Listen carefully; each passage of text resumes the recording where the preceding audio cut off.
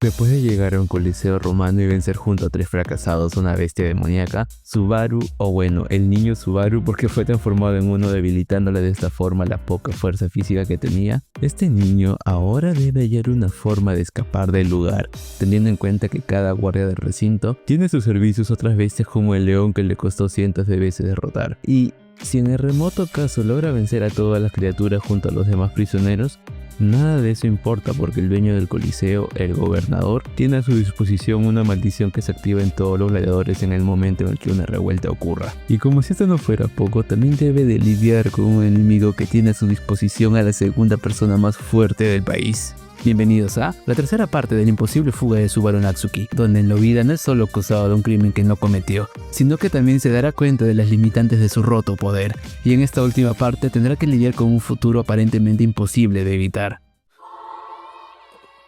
Desde que Subaru se infiltró en la oficina del gobernador para saber lo que éste planeaba, sabía que pronto podría llegar a un punto de guardado donde ya no podría salvar a los demás, y lo previó porque había muerto tantas veces infiltrándose y tratando de pasar desapercibido en aquel lugar. La primera vez que murió, aún podía volver en el tiempo hasta la parte donde llegaban los mensajeros de la capital, pero cuando empezó a infiltrarse en la oficina, su punto de guardado ya se había movido hasta el momento donde estaba dentro de la habitación. Con cada muerte, sentía cómo es que la ruina estaba pronto a llegar. Desde que Gustav murió, Subaru supo que no debía volver a morir, o si lo hacía, la muerte se volvería absoluta, y el único asesino sería Natsuki Subaru. Si Subaru arreglaba las cosas sin dejar a sus aliados morir, entonces habría la posibilidad de que realmente sus compañeros no mueran, pero eso no era más que una fantasía, ya que el contador de muertes que llevaba Subaru hasta este momento era un indicativo de que la posibilidad de no morir estaba fuera de su alcance. ¿Cuántas veces había muerto hasta ahora? Subaru se preguntaba mientras recordaba cómo este punto de guardado empezaba con los gritos de Tanza al ser lanzada al vacío. Cuando terminó de preguntarse esto, escuchó cómo es que Yain grita por su nombre antes de que su cuerpo reciba el impacto del hacha de Top. Por su debilidad, estaba en shock y no pudo sacar a Hydra del rango del ataque de su enemigo. Así que este ahora también estaba muerto en un rincón junto a Yain. Entonces Top lo mira y mientras se preparaba para preguntarle si es el hijo del emperador, es Subaru quien le interrumpe con las palabras que él iba a decir. Top le dice que es escalofriante que prediga sus palabras, pero viendo que su enemigo tomó precauciones, es ahora cuando Subaru le dice que si no quiere morir, que no se mueva. Acto seguido saca la esfera negra, aquella esfera que puede matar a todos en ese lugar con solo iniciarlo. Top intenta argumentar con él, pero Subaru le dice que él es el único que puede hablar. Si quiere seguir viviendo debe guardar silencio. ¿O es que acaso no lo ha escuchado bien? Parecía que Top iba a explotar de la ira, pero de repente solo dice que le entiende y bota sus armas al suelo. Subaru se queda sorprendido por la facilidad con la que se rindió. Top le dice que está actuando extraño. ¿Acaso no era eso lo que buscaba? Subaru se arrepiente por haber elegido la acción fácil de usar su supuesta identidad como el hijo del emperador. Si hubiera usado como escudo la esfera negra, nada de esto hubiera pasado. Ninguno de sus amigos hubieran sido asesinados. Entonces Top le pregunta si Subaru sabe cómo usar ese objeto. Subaru vacila por un momento y dice que sí. A Top solo le bastó ese momento de indecisión para darse cuenta del farol de Subaru, así que acto seguido patea la mano del niño y la esfera sale volando por el pasillo. Subaru sigue con la mirada a la esfera, pero para eso tuvo que voltear la cabeza, y voltear la cabeza enfrente de su enemigo mortal era como pedir morir. Subaru escucha como algo viene con mucha fuerza desde el otro extremo, y mientras esperaba por el fin de su vida, admite algo. Admite que no tiene forma de parar a Top. Un tonto al que le arrebataron todo tras hacerse el bueno y ser objetivo de burlas. Así lo evaluaban quienes rodeaban a Hydra Misanga. Un hombre que había perdido el negocio familiar, había acabado en la calle y se había convertido en esclavo. Hydra vivía en una pequeña aldea de granjeros en la parte norte del imperio. Su abuelo, quien un día recibió la labor de ser el que construía la noria y muela los granos del pueblo, fue el encargado de dirigir el molino de la ciudad. Es por esto que en la actualidad su familia gozaba de un gran prestigio económico. Como el abuelo había enseñado a sus hijos a hacer negocios honestos y esforzarse por ganar la confianza de los demás, los padres de Hydra y el mismo Hydra predicaban ese estilo de vida. Por lo que no era raro que la familia Misanga interceda a favor de su pueblo cuando haya tiempo de crisis. Asumían roles que debía asumir el líder de la aldea. Los Misanga nunca intentaron monopolizar el negocio y compartían todo lo que podían a pesar de que esa no era la forma de vivir en el imperio. un lugar donde el fuerte pisoteaba a los débiles. Hydra Misanga se aseguró de seguir las costumbres familiares cuando le fue heredado el negocio, y tras un día de arduo trabajo, conocería en el bar de la ciudad a un extraño hombre quien era un guerrero, y venía de vez en cuando a aquel sitio. El guerrero le comentaba las historias fuera de su mundo, un mundo donde dominaba la guerra, y a decir verdad, sonaba emocionante. Hasta entonces Hydra nunca había considerado seriamente sus demás opciones en la vida, y se encontró fantaseando con volverse un noble guerrero, pero sabía que eso ya no era una opción para él. Después de todo, un verdadero guerrero no estaría dedicándose a una aburrida vida como molinero. Pasó el tiempo y el extraño le confesaría que había empezado a mostrar interés en su prima, a lo cual Hydra celebró esto e incluso organizó un encuentro para ellos. Al poco tiempo se encontraba pagando las bebidas de boda de estos, pero un mes después empezó la conspiración del hombre quien acusó a la familia Misanga de haber falsificado papeles para dejar excluida a la prima de la herencia familiar. Por supuesto, Hydra negó todo esto, pero aunque lo hizo no pudo despejar fácilmente todas las dudas ante una acusación de ese tipo. Entonces su padre, quien ya estaba enfermo y por eso le había pasado el molino a su hijo, murió producto de su enfermedad. Su madre, tiempo después, moriría como si quisiera seguir a su padre. Hydra estaba devastado, pero queriendo limpiar su nombre y el de su familia, piensa que pronto el pueblo le dará una mano cuando llegue el momento de testificar. Después de todo, la familia Misanga siempre había sacado la cara por ellos, pero llegó el momento del juicio y nadie acudió a su llamado de ayuda. Hydra juró inocencia, pero nadie le creyó. Encima, alguien había plantado evidencias falsas en su casa para hacer parecer que organizaba una revuelta popular en contra del jefe de la aldea. El señor de su aldea lo despojó de sus bienes y herencia. De esta forma, Hydra terminó siendo vendido como esclavo y enviado a la isla de gladiadores. En ese lugar donde luchar por la vida de uno es un espectáculo, Hydra sintió que su corazón se desmoronaba y su alma se pudría. Decidió seguir sumergiéndose en su desesperación. ¿No es suficiente ya? ¿Cómo puede seguir motivado para trabajar duro si trabajó tanto y no fue recompensado? Todo en lo que creyó fue una mentira. Todo en lo que confió fue un error. Todos buscaban aprovecharse de los demás, intentando salvarse solo a sí mismos. Si ese era el caso, entonces no había nada malo en que él también lo hiciera. Hydra no era nada ni nadie. Era natural que nadie lo eligiera. No tenía fuerza entrenada ni capacidad para ser de alguna utilidad especial. ¿Quién elegiría a alguien como él? Ni siquiera Hydra elegiría a Hydra. ¿Quién elegiría a Hydra? ¿Alguien quien simplemente era honesto hasta la médula? ¿Había alguien quien elegiría a una persona así? 戦士になりたかったんだろ、イドラ。だったら今だ。今がその時なんだよ。 El día en el que cayó en desesperación fue el día donde sería recompensado por vivir una vida honesta, aun cuando ya se había resignado a que ese día no llegaría. Hydra sentía la cabeza extraña y se le dificultaba mucho respirar. Si bien aún sentía sus extremidades, no podía evitar sentir que las sentía muy desconectadas de él. Recordó cómo se quedó paralizado del miedo mientras vio a Waits morir y a Tanza siendo arrojada al vacío. Le resultaba algo irónico que sea su rasgo de cobardía lo que le permitió vivir más que ellos. ¿Acaso la humillación que sentía en su pecho en este momento era por su inacción? La desesperación y arrepentimiento que sentía el hombre en este momento era más grande que cualquier cosa en el pasado, incluso más que cuando se le fue arrebatado su negocio familiar. Hydra pensó en su vida y se dio cuenta que había vivido una vida plena y muy hermosa. Quizás fue ese estilo de vida el que provocó que aquel guerrero le tenga celos y decidiese robársela. De todas formas, nunca perdonaría a ese bastardo. Mientras respiraba con furia y veía borroso, escuchó cómo Tok se acercaba a alguien.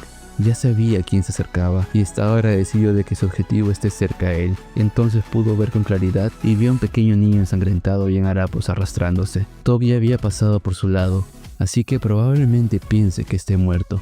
Quizás si sigue tirado el tipo del hacha le ignore y termine perdonándole la vida inconscientemente. Si hacía esto, quizás Hydra podría sobrevivir por su cuenta. El hombre se acercaba al niño y llegó el momento de elegir. ¿Elegiría ser una persona astuta y fuerte que hace lo que sea para sobrevivir? ¿O seguirá siendo una persona tontamente honesta en la que otras personas puedan confiar? ¿Qué tipo de persona elegirá ser? Viendo acercarse el inminente final para el niño, decide restregar su rostro en el suelo. ¿Qué podría salvar escondiendo su rostro de esta forma? Entonces grita y dice: ¡No! Fuerza su cuerpo a moverse mientras escupe mucha sangre. Como no puede mover su mano izquierda, usa su brazo derecho y se aferra al cuerpo del hombre mientras intenta morderlo. Al instante, Tok dice que sabía que estaba con vida, así que suelta su hacha y al voltearse saca un cuchillo con el cual corta el brazo derecho de Hydra. La sangre que salía de su mano cortada tapó la visión de rojo de Hydra, pero en vez de dejarse amilanar por el dolor, solo volvió a gritar a la nada y dijo: «Cógelo y llévalo lejos». Entonces Todd comprende que el hombre lagarto seguía con vida, y viendo cómo Subaru era llevado por alguien invisible, entonces lanza su cuchillo hacia la nada. El cuchillo no le cayó a nadie, pero por alguna razón se paró en el aire, mientras Subaru desaparecía de su campo de visión. Debido a que Hydra se quedó a solas con Todd, Todd desata su furia en él, y le da un codazo en el pecho. Esto hace que Hydra se estampe contra el suelo, pero entonces la fuerza del impacto hace que el hueso de su mano izquierda se vuelva a poner en su lugar. Lo más curioso es que este milagro no vino solo, sino que cayó justo en el lugar donde el hombre había soltado su hacha. Así que agarrando el hacha se levanta y mira a Todd una vez más, quien le pregunta si es que está pensando en que Subaru ha escapado. Hydra solo le dice que no pensaba eso, sino que pensaba en que esperaba que Jain, el lagarto cobarde pero buen amigo, esperaba que él no lo deje solo. Luego solo piensa para sí que no lo culpa por eso. Después de todo, aún tras todas las desgracias que vive en su vida, Hydra había elegido seguir siendo alguien honesto. Concluye que al final, las personas no cambian fácilmente. Cuando llegó al Coliseo, había intentado engañar y usar a quienes lo rodeaban haciéndoles creer que era un guerrero, una mentira que se había descubierto rápidamente. Olvidó que tenía que ser honesto y que todos confiaran en él, aun si esto hacía que lo señalen y que se burlen de él por ser una buena persona. Hydra Misanga sabía que en este momento no era un guerrero o un mentiroso, así que blandiendo el hacha con la mano izquierda ensangrentada, dijo: «Soy Hydra Misanga, el hijo de un molinero».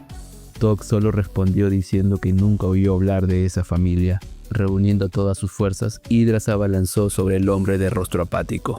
Se alegró de que Subaru no le haya permitido convertirse en un mentiroso el día que lo conoció. Subaru apenas podía mantener la conciencia. No sabía dónde estaba, pero sentía que estaba siendo llevado por alguien. Esta persona lo llevaba toscamente, por lo que era natural que el viaje no sea cómodo, pero Subaru sabía que no era momento para quejarse. Intenta hacer algo de fuerza para levantarse y cuando ve a Jain se da cuenta que está hecho un desastre. Ni siquiera puede mantener su apariencia con el entorno. De hecho, cada parte de su cuerpo estaba mimetizada de forma incorrecta. De pronto, la persona que lo lleva pierde la fuerza y cae. Por consecuente, también cayó el niño al duro suelo, y cayó de tal forma que se rompió un diente. Volteó para ver a su compañero y se dio cuenta de que estaba peor de lo que imaginó. Aparte de estar hecho un desastre, Jain también tenía incrustado un cuchillo en medio de su espalda. Sentía que la voz de Hydra y las respiraciones de Jain estaban cada vez más distantes. Pronto, ellos dos, junto a Waits, estarían en un lugar en el cual ya no podrá alcanzarlos. De pronto Jain habla y dice que esto es extraño. Él escuchó una vez que la vida elige primero a las flores más bonitas, por lo que no entiende cómo la vida elegiría a alguien tan jodido como él. Dijo todo esto con mucha dificultad. Parece que ha perdido tanta sangre en la garganta que apenas puede hablar. Subaru le rogó que por favor no hablara más mientras se arrastraba en dirección a él.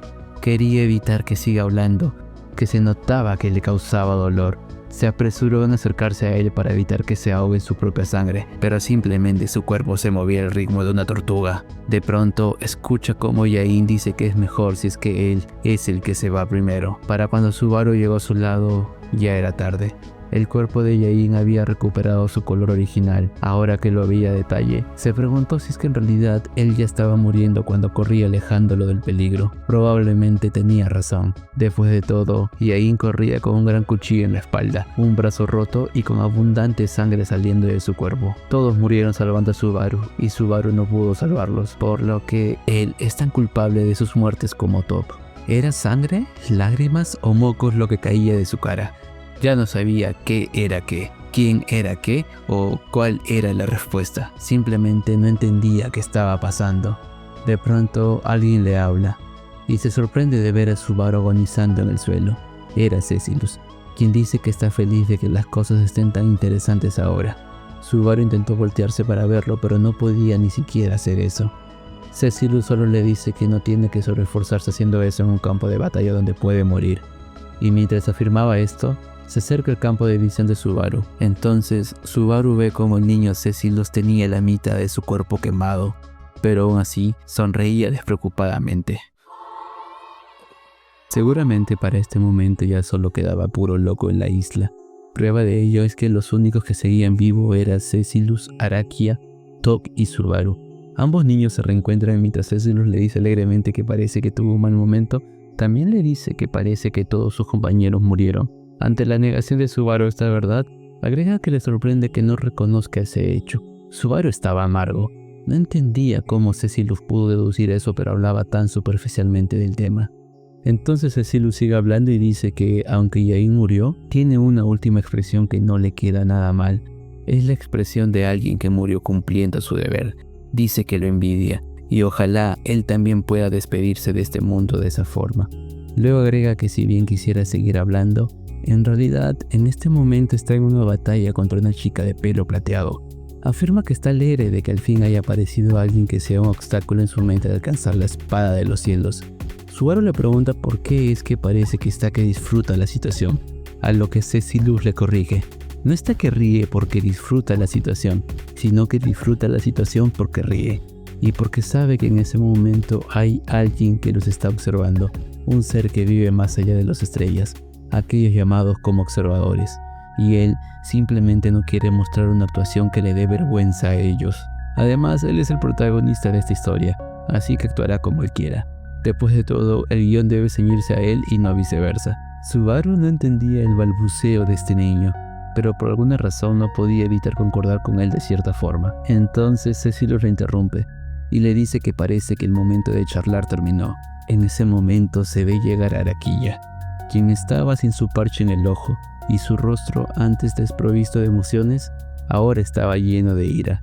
La chica parecía estar enfadada con Cecilus, pero la razón de su ira no pareciera ser por cualquier cosa que haya pasado el día de hoy, sino por algo más.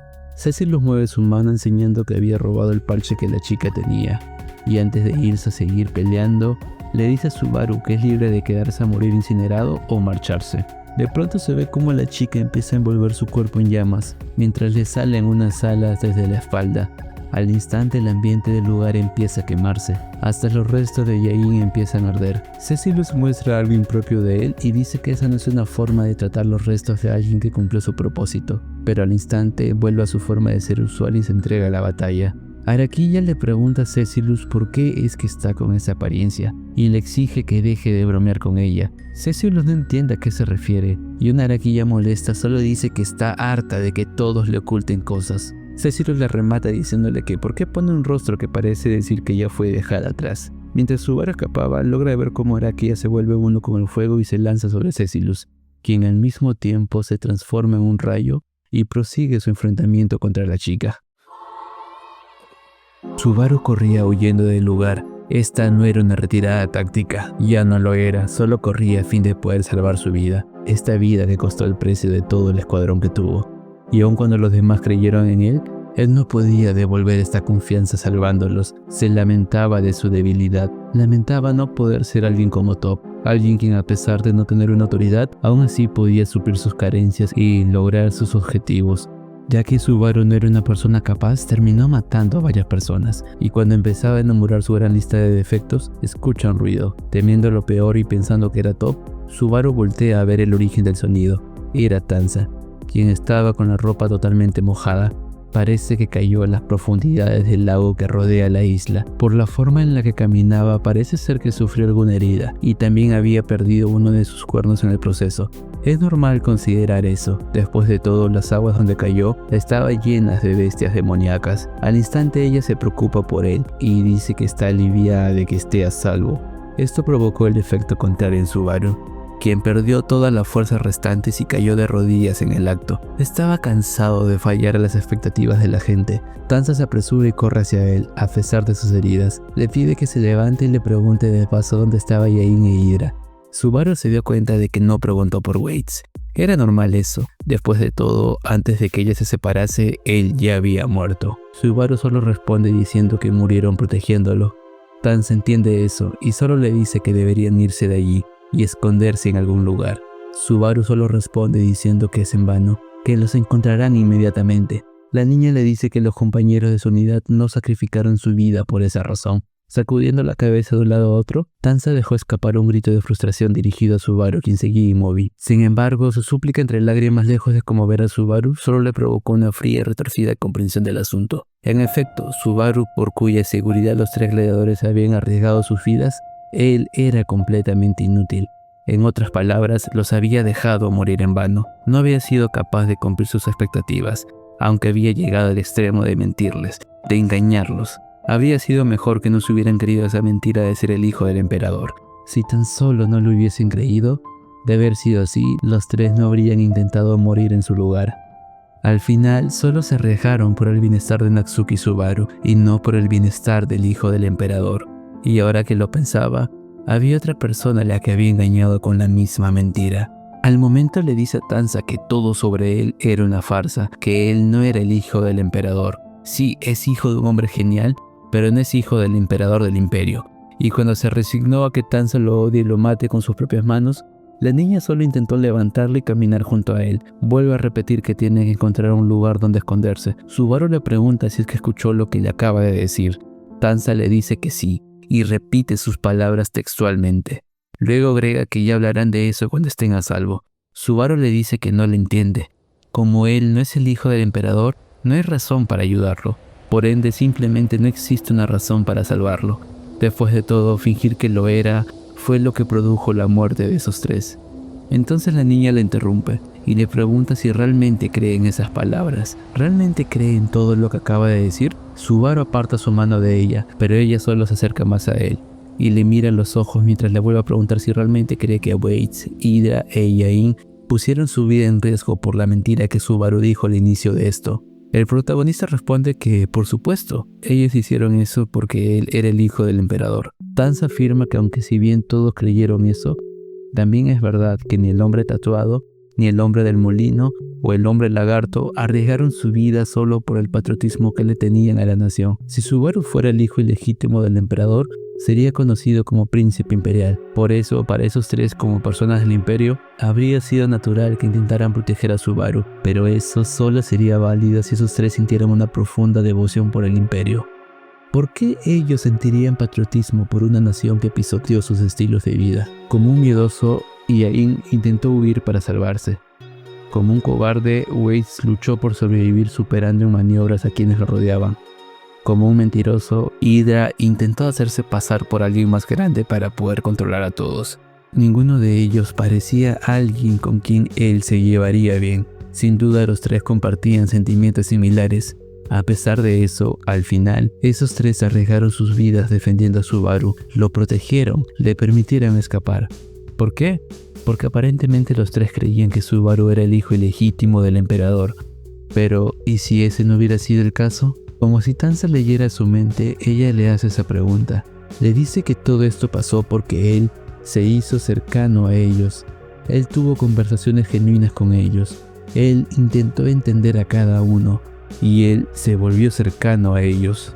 Subaru seguía sin comprender esto mientras Tanza lo decía mirándole a los ojos. Seguía preguntándose qué fue lo que hizo él para que esos tres den su vida a cambio. Subaru no comprendía las razones que le enumeraba Tanza, y eso porque él siempre creyó que esforzarse en entender a otras personas era algo natural, no era algo remotamente especial. No consideraba que haberse acercado de esa forma a ellos sea algo extraordinario. Tanza le dice que personalmente entiende cómo se sintieron ellos porque ella en el pasado también fue salvada por Yorna, una general divino. Afirma que está segura que ellos sintieron lo mismo por él, y fue esa la razón la que hizo que decidiese dar su vida a cambio. Subaru sentía que la niña exageraba. Él conocía a Yorna y sabía que era la mujer más amable del imperio, por lo que sentía que se le faltaba el respeto a su persona al compararlo con él. Sin embargo, para esos tres, para Yain, Waits e Hydra, ¿cómo veían ellos su relación con él? Con toda probabilidad, Subaru sabía más sobre ellos tres de lo que ellos mismos creían. El autodesprecio de Yain, las falsas acusaciones de Waits, la caída de Hydra, todo eso lo sabía, y por eso dice que quiere salvarlos. Tanza dice que ya lo hizo, y Subaru dice que se refería a otra cosa, pero empezó a pensar que quizás tiene razón, que quizás él sí salvó sus corazones, pero decide que salvar sus corazones no es suficiente. Él deseaba que todos aquellos que lo trataron bien tengan sus corazones y cuerpos salvados por él, y si él no podía hacer eso, entonces significaba que no era el hijo de su padre. No, esa razón ya no importaba, solo importaba lo que quería él. No iba a permitir algo así. No quería permitir nada parecido. No quería un final así, sin poder salvar a todos. No puede aceptar que las cosas terminen así, con todos sacrificando sus vidas. No puede aceptarlo. Subaru termina su reflexión con la siguiente frase. あなたに負けたくないです。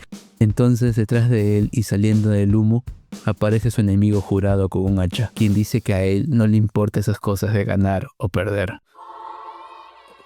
Por un momento a Subaru le costó reconocer a Top, y eso porque lucía algo diferente.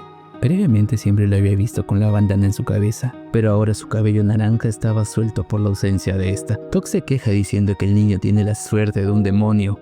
Las llamas de la batalla de esos dos monstruos dificultó su llegada. Tanza le pide que no dé un paso más, a la par que agarra una piedra para lanzarle.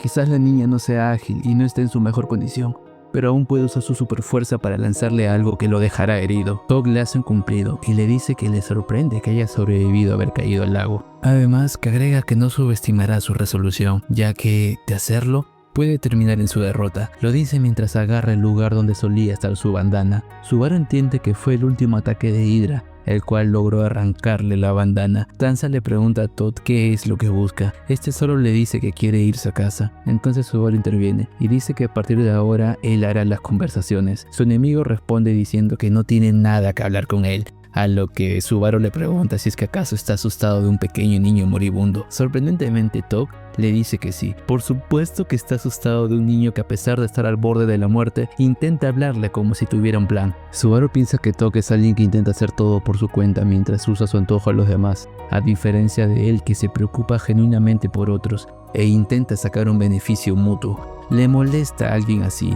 alguien que ni siquiera se preocupa por sus aliados, y es por eso que le dice que no perderá contra él. Tog le dice que no le importa si Subaru gana, siempre y cuando este muera al final. El protagonista responde diciendo que su derrota de él no será solamente suya, sino que también será la derrota de todo su escuadrón. Al instante se arrodilla en el lugar, y mientras Tog tenía la vista fija en Tanza, con la poca fuerza que le quedaba, dice: Mientras Subaru se preparaba para lo que pasaría, Tanza y Tog se quedan perplejos ante las palabras del protagonista. En el pasado, cuando Subaru dijo esas palabras y rompió el tabú de su poder, el tiempo se detenía y unas sombras aparecían para provocarle un dolor inimaginable. Pero ahora eso no pasó. Y eso porque la bruja, o mejor dicho, el ente que administra su poder, ha perdido contacto con él. Recuerda cómo su poder funcionó de forma extraña en su pelea contra Olvar. Recuerda cómo su poder siguió fallando en su primera pelea en el Coliseo. Y recuerda cómo su poder se salió totalmente de control en esta masacre unilateral.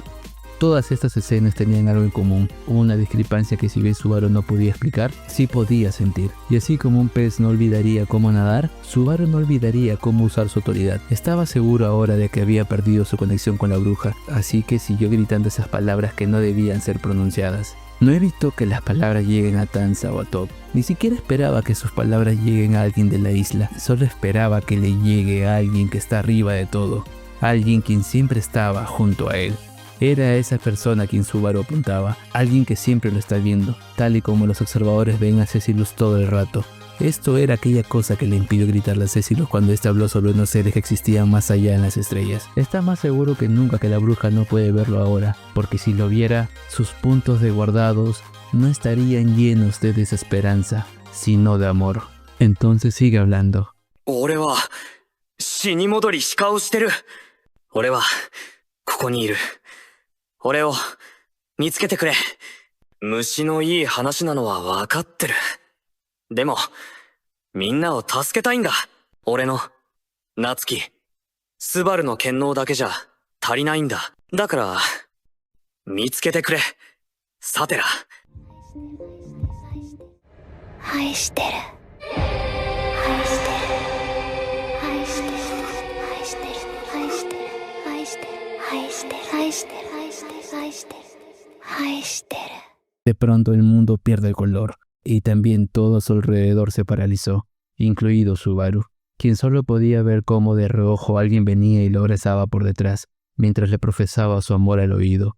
Una vez que esta bruja se acomodó en su espalda, atravesó su pecho con sus dedos, pero no lo hizo de forma brusca ni mucho menos le sacó sangre. Lo que buscaba ella era acariciar su corazón. Ahora que ella al fin estaba en el lugar donde quería estar, Subaru pensó que aun si el mundo fuera atacado por este poder, él no sería destruido. De pronto, el tiempo se reanudó. Tok y Tanza seguían sin comprender qué quería decir Subaru con respecto a que se puede volver de la muerte, pero no tenían tiempo para pensar en eso. Y eso porque de un momento a otro empezaron a oírse aullidos extraños por todo el lugar. Todas las bestias demoníacas en la zona dejaron de hacer lo que estaban haciendo y solo se pusieron a aullar al unísono. Lo hacían de tal forma que parecía que hubieran estado practicando para esto. Tok no entendía por qué pasó esto, pero eso no le impidió deducir que Subaru de una forma u otra estaba provocando todo esto. Así que, decidido a terminar con el asunto, empieza a atacarlo. Tanza al instante, con todas sus fuerzas, le lanza una piedra a la altura de su pecho, pero Tok solo pone todo su brazo izquierdo para recibir el impacto, dislocándose el brazo en el proceso. Y cuando usa su hacha para cortar el pequeño cuerpo de Tanza, Subaru interviene sacando a la niña del área del impacto y poniéndose él en su lugar. Mientras Tok esperaba ver cómo la cabeza del niño sale volando, de pronto se escucha un sonido en seco, seguido de un fuerte impacto, y Tok sería el que saldría volando por los aires. Cae en el suelo de espaldas y se asombra de que esté sangrando y sin fuerza en las rodillas. Mientras buscaba una explicación a este extraño fenómeno, Subaru solo le dice que la próxima vez que se acerque, le volará la cabeza, mientras le enseña el dedo medio. Sin dejar de quitarle la vista a Subaru, Tok se levanta y camina hacia atrás, desvaneciéndose con el humo. Subaru sabía que Tok estaba ahora en una situación desventajosa y por eso confiaba en que ya no volvería a aparecer. Al instante, Tanza corre a socorrerlo, pero ni siquiera apresurándose todo lo que pudo evitar que Subaru caiga al suelo. Subaru ya estaba muriendo desde que saltó de lo alto del edificio junto a Yain. Cuando cayó se rompió muchos huesos. Encima el haber usado la providencia invisible hizo que su cerebro se estimule, provocando fuertes consecuencias en su cuerpo ya moribundo. Para rematar, no pudo exactamente parar el hacha de Tok, sino que éste había conseguido clavarse en su pecho. Si Subaru pudo levantarse y hacer este último esfuerzo fue porque su cuerpo ya había colapsado y solo se resignó a hacer este último acto antes de perecer. Tanza llegó hacia donde él y entre lágrimas no podía articular palabras y tampoco sabía qué decirle. Subaru solo saca de su ropa la esfera negra. Sabe que esto es inútil porque el mundo se acabará pronto, pero igual no quiere dejarla desprotegida. Así que con sus últimas fuerzas, le dice que si sigue por el camino podrá encontrarse a Cecilus, quien debe estar peleando con Araquilla. Sabía que ella quería desesperadamente decirle algo, pero Subaru sentía que no era necesario. Después de todo, ella misma le ayudó a recordar que Subaru era alguien que lo único bueno que tiene es ser una persona que no se rinde. Es por eso que, antes de morir, le dijo que iba a salvar a todos. Seguramente Tanza pensó que solo eran las palabras de un chico obstinado, pero no se burló, y le dijo que la próxima vez, ellos definitivamente ganarían. Con esa última resolución, la vida de Natsuki Subaru terminó. La escena cambia y vemos a Tok estar sentado aburrido en un carruaje que es dirigido por un chofer, mientras Araquilla está sentada haciendo guardia en la parte de arriba. Él piensa en lo justo que fue que solo haya tenido un breve momento para reunirse con su prometida. Se arrepentía de haber dicho esa mentira sobre vengar a su amigo, porque ahora lo estaban enviando a un lugar donde tenía que hablar con el gobernador y encargarse de los gladiadores. Escuchó que solo tenía que conseguir una esfera que liberaba una maldición que mataba a aquellos gladiadores que salían del lugar. Aparentemente esta maldición fue hecha por Gruby, uno de los generales divinos de la nación, y una de las personas más fuertes de esta. Como el agua tenía una profundidad enorme, solo bastaba con que lanzara la esfera al agua y con el paso de los minutos, la maldición llegaría a todos los gladiadores que habían sido marcados con la marca. Solo tenía que asegurarse de convencer al gobernador y todo terminará pronto. Cuando ya estaban empezando a cruzar el puente que conecta la isla, Araquilla le dice que algo se siente raro. Todd ve cómo es que todos los gladiadores, guardias y el gobernador estaban juntos en la entrada esperándolos, y sintiendo que algo saldrá realmente mal, le dice a Araquilla que deben regresar cuanto antes. Ella confía en el instinto de su subordinado y acata la solicitud.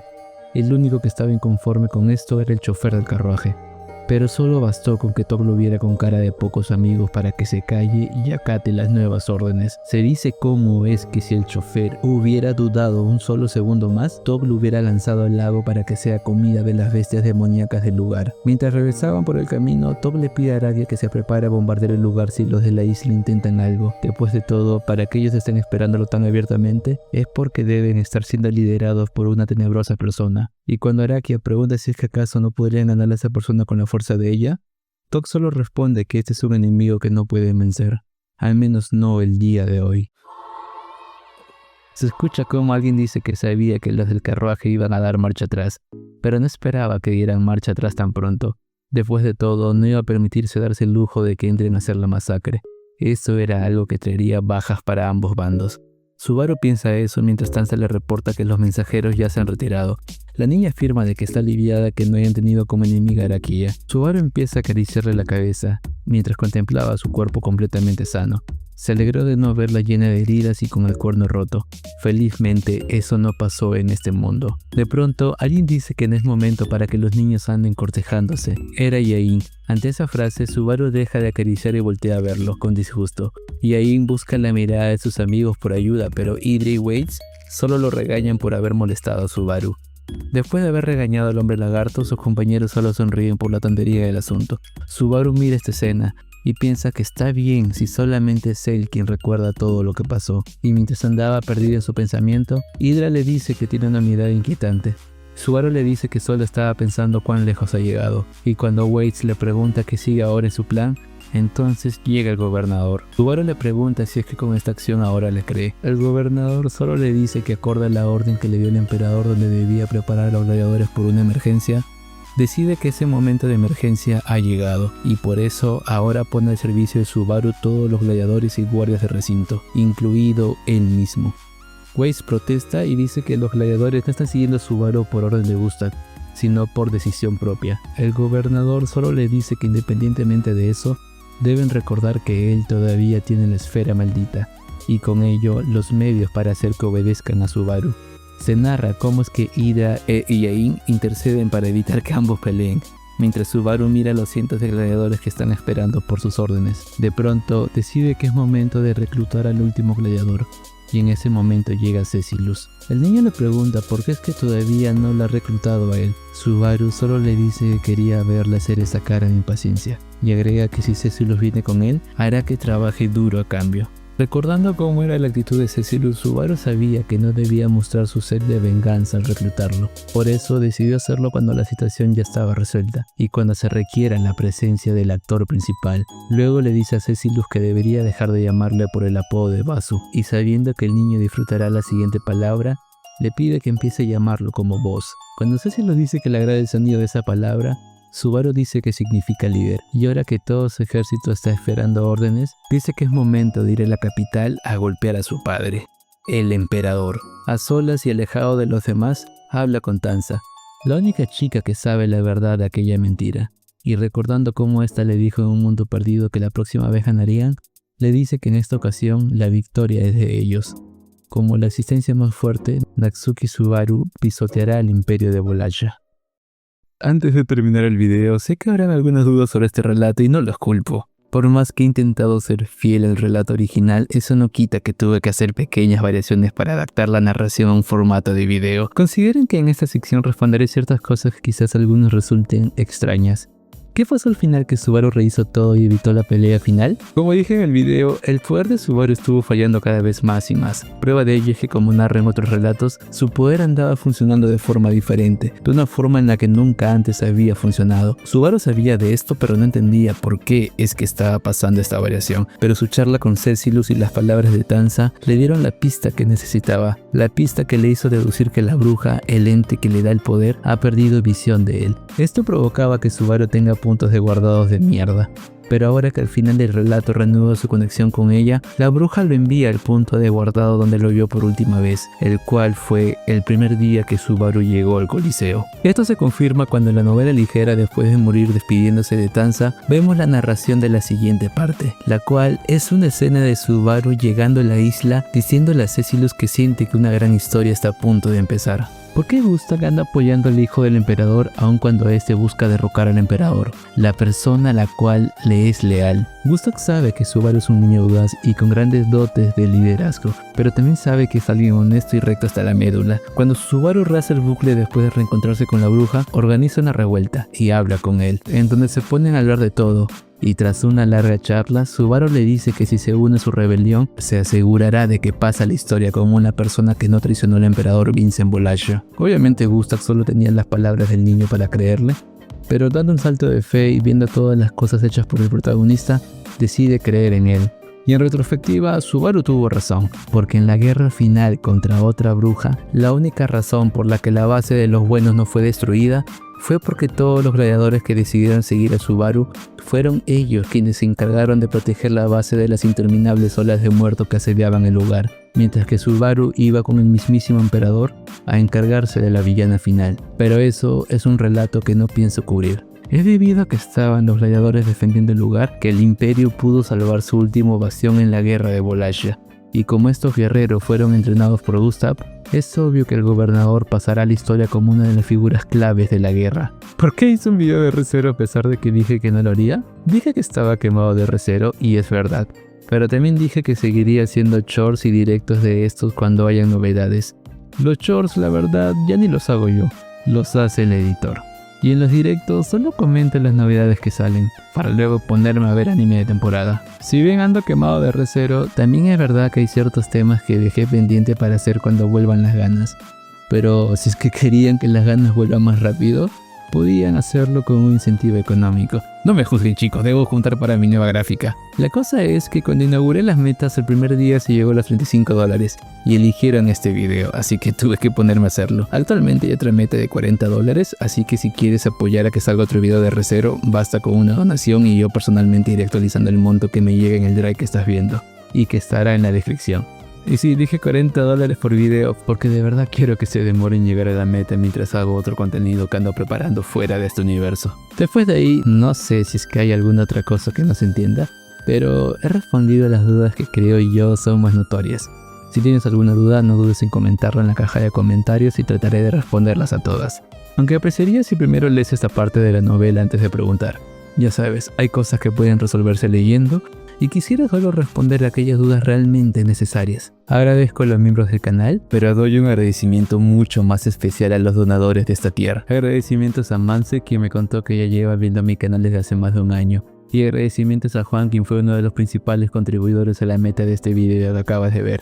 Lamentablemente no conozco a Alejandro, pero seguro debe de ser alguien genial. Por cierto, si te gustó las músicas de este video, dejaré un enlace en la descripción a mi cuenta de Twitter, donde podrás ver las canciones empleadas. Pero dime, ¿qué te pareció esta historia?